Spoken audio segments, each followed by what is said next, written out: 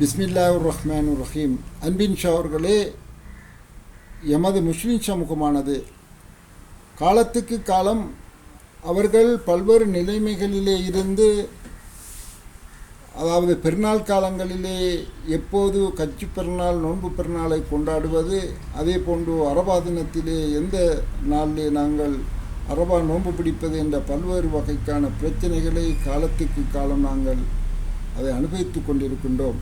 அன்பின் சோர்களே, அந்த விடயத்தை ஓரளவு நிவர்த்திக்கலாம் என்ற நோக்குடனே நான் இந்த ஆய்வை உங்கள் முன் சமர்ப்பிக்கின்றேன். அன்பின் சோர்களே, நாங்கள் முதலாவது வழங்க வேண்டிய விடயம் என்னவென்றால், எங்களுக்கு இரவு பகல் எவ்வாறு ஏற்படுகிறது என்ற விடயத்தை நாங்கள் ஓரளவு தெரிந்திருக்க வேண்டும். படித்தவர்கள் ஏதோ பாடப்பரப்பிலே சில விடயங்களை விளங்கி இருப்பார்கள். அதன் ஆழமான விளக்கம் அங்கே தரப்படவில்லை. புவியின் சூரிய குடும்பத்தினுடைய இயக்கமே இன்றைய திகதி வரை சரியான முறையிலே ஒழுங்குபடுத்தி கூறப்படவில்லை என்பதை எனது ஆய்வு முன்னிறுத்தப்படுகிறது. அன்பின் அவர்களே, அந்த வகையிலே தான் நான் இந்த ஆய்வை உங்களுக்கு தரலாம் என்று நினைக்கிறேன். அவர்களே, இந்த இரவு பகலானது சூரியனிலிருந்து வருகின்ற கதிரானது இவ்வாறு புவியானது சுழற்சிக்குட்படும் கிழக்கு நோக்கி சுழல்கின்ற போது சூரிய கதிர்கள் வந்து அதை படுகின்ற பகுதி எங்களுக்கு பகல் பிரதேசமாகவும், அது சூரிய கதிர்கள் படாத பிற்பகுதி அது இரவு பகுதியாகவும் இருக்கும்.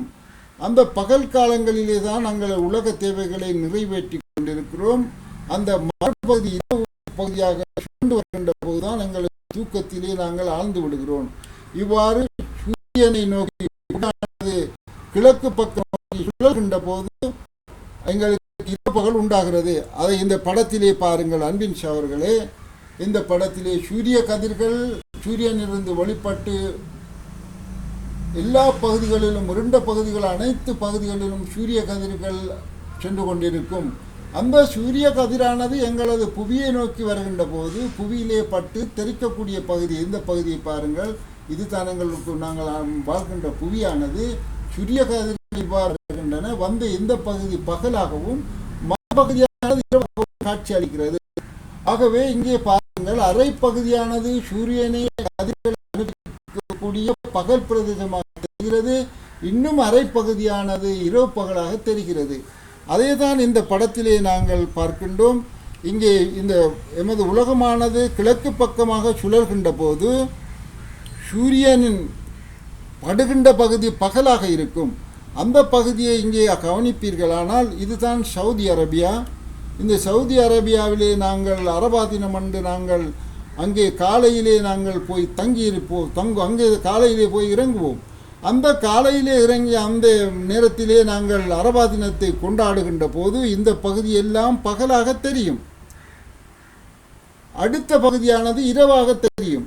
அப்போது நாங்கள் இங்கே அரபா தினத்தை ஆரம்பிக்கின்ற போது சில பகுதிகள், இலங்கை, இந்தியா போன்ற பிரதேசங்களுக்கு அது பகலாக தெரிவதனூடாக நாங்கள் அந்த சர்வதேச பிறையை அனுசரிக்கிறோம்.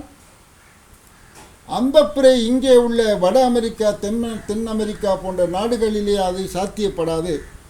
அதே போன்று ஏனைய ஐரோப்பிய நாடுகளிலும் அது சாத்தியப்படாது. காரணம், அங்கே அவர்கள் இரவு நேரத்திலே இருப்பார்கள். இந்த பகுதி பகல் பகுதியாக இருந்தால் இவர் தூக்கத்திலே இருப்பார்கள். அதே போன்று அவர்கள் இரவு காலங்களை அனுபவிப்பார்கள். அவர்கள் எவ்வாறு அதே அரபா தினத்தன்று பகலை அனுபவிக்கின்ற மக்கள் போன்று இரவிலே தூக்கத்திலே இருப்பவர்கள் அரபா தினம் கொண்டாட முடியாது, அரபா நோன்பு பிடிக்க முடியாது. எனவே அன்பின் அவர்களே, அந்த விடயத்தில் நாங்கள் அங்கே ஒரு பிரச்சனை இருப்பதை நீங்கள் காணலாம். அதாவது பெருநாள் சவுதி அரேபியாவை நாங்கள் எடுத்து சர்வதேச பிறையாக கணித்து சவுதி அரேபியாவிலே பெருநாளாக இருந்தால் சில நாடுகளில் அந்த பகல் பிரதேசம் பொருந்தும். அதாவது சவுதி அரேபியாவுக்கும் ஏனைய நாடுகளுக்கும் இடையே உள்ள ஆஸ்திரேலியா, இந்தோனேசியா போன்ற நாடுகளுக்கு சில நேரங்களில் அது பொருந்தலாம். இந்தியா, இலங்கை போன்ற சைனா போன்ற நாடுகளிலே அது பொருந்தலாம். ஆனால் மற்ற நாடுகள், ஐரோப்பா நாடுகள், அமெரிக்கா நாடுகள் போன்ற நாடுகளிலே அந்த விடயம் எங்களுக்கு சாத்தியப்படாது.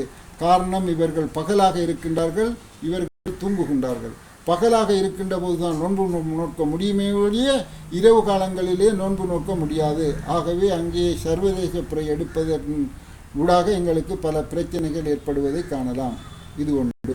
இரண்டாவது விடயமாக நாங்கள் இன்னொரு விடயமாக நாங்கள் சவுதி அரேபியாவை பெருநாளாக வைத்தால் எங்களுக்கு அந்த விடயம் இலங்கை இந்தியா போன்ற விடயங்களிலே நாங்கள் பகல் பிரதேசமாக இருக்கின்ற போது அவர்களுக்குத்தான் அது பொருந்துமே ஒழிய ஏனைய பிற்பட்ட நாடுகளிலே உள்ள நாடுகள், அதாவது அமெரிக்கா மற்றும் ஐரோப்பா நாடுகளிலே அந்த பகல் பிரதேசம் எங்களுக்கு சரிவராது, இரவு பிரதேசமாகவே இருக்கின்றது.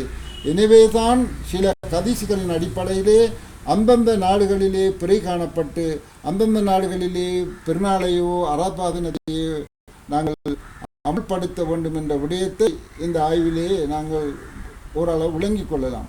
அன்பின் அவர்களே, இன்னும் ஒரு கதிசு இருக்கிறது. நாங்கள் அரபாத் தினம் என்று நினைத்து நாங்கள் சவுதி அரேபியாவுடன் நோன்பு நோட்டிருப்போமாக இருந்தால் அரபாத் நன்று எங்களுக்கு அது சரியாக இருந்தால் 2 நன்மை கிடைக்கும்.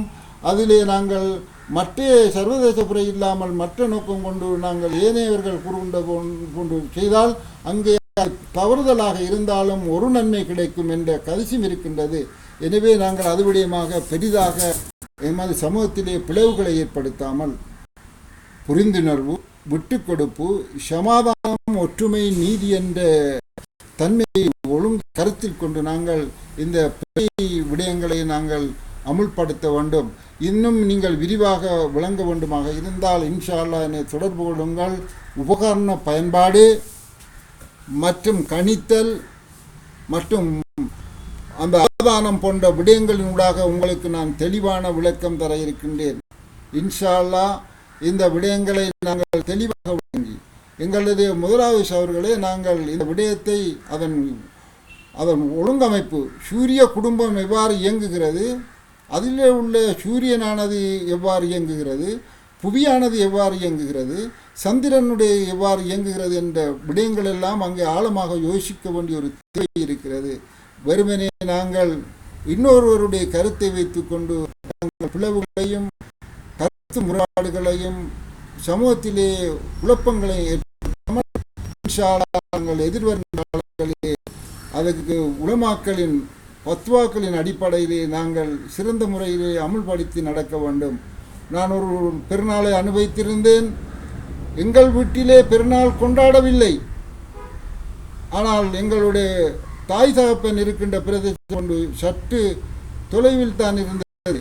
அந்த இடத்திலே பெருநாள் கொண்டு இருக்கிறார்கள். அப்போ என்ன செய்வது? நாங்கள் எங்கள் பிள்ளைகள் பெருநாள் கொண்டாட முடியாது, குடும்பத்துடன் கொண்டாட முடியாது, அன்பு பாசங்களை வெளிப்படுத்த முடியாது. எனவே அவர்களே, நாங்கள் இந்த விடயத்திலே தெளிவான விடயங்களை அறிந்து செயல்படுத்துவதற்கு நாங்கள் முயற்சிக்க வேண்டும். நான் இப்போது கூறிய விடயத்திலிருந்து நீங்கள் சர்வதேச பிறையை புறக்கணிக்கிறேன் என்ற கருத்தில் வர வேண்டாம். நான் கூறுவதெல்லாம் பல்வேறு இடங்களிலே பல்வேறு நிலைமைகள் ஏற்படுகிறது. பகல் ஏற்படுகின்ற காலங்களிலே மற்ற நாடுகளிலே இரவு ஏற்படுகிறது என்ற கருத்தை தான் உங்களுக்கு